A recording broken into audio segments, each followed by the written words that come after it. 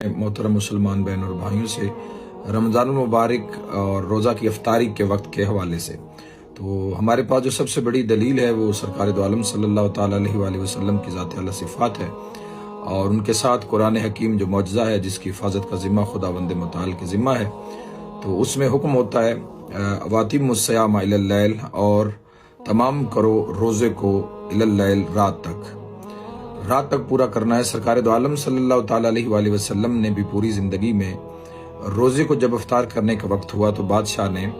سب سے پہلے نماز مغرب کو ادا کیا، اور نماز مغرب کے بعد جا کر سرکار دو عالم صلی اللہ تعالیٰ علیہ وآلہ وسلم روزے کو افطار فرمایا کرتے تھے۔ آپ کے بعد اصحابہ کرام رضوان اللہ اجمعین سے بھی یہ روایت موجود ہے، اور بالخصوص شیعہ نے حیدر قرار کے لیے عرض کرنا چاہتا ہوں کہ ہمارے ائمہ علیہ الصلوۃ والسلام نے اپنی پوری زندگی میں، چاہے وہ انہوں نے مستحب روزہ رکھا ہو یا واجب روزہ ماہ رمضان کا رکھا ہو، تو ائمہ علیہ الصلوۃ والسلام نے پوری زندگی میں انہوں نے نماز مغرب کو ادا کیا، اور نماز مغرب کے بعد اپنی مناجات اور دعا کے بعد پھر وہ روزے کو افطار فرمایا کرتے تھے۔ تو آج کل میں دیکھ رہا ہوں، بلکہ آپ سبھی دیکھ رہے ہیں کہ جب ہمارے برادران، ہمارے محترم جو بھائی اہل سنت ہیں، جب ان کا روزہ افطار ہو جاتا ہے تو اس سے ٹھیک 10 منٹ بعد، 8 منٹ بعد، 15 منٹ بعد آپ دیکھتے ہیں کہ ہم روزہ افطار، لوگ اکثریت جو ہے ہماری شیعہ نے حیدر قرار کی وہ روزے کو افطار کر رہی ہے۔ تو یہ ایسا نہیں ہے،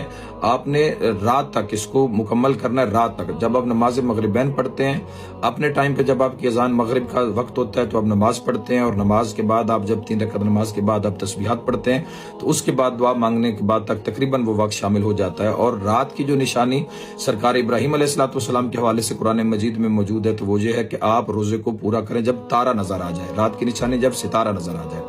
لیکن پھر بھی آپ بنا بر احتیاط، حضرت امام علی بن موسیٰ رضا علیہ الصلوۃ والسلام سے پوچھا گیا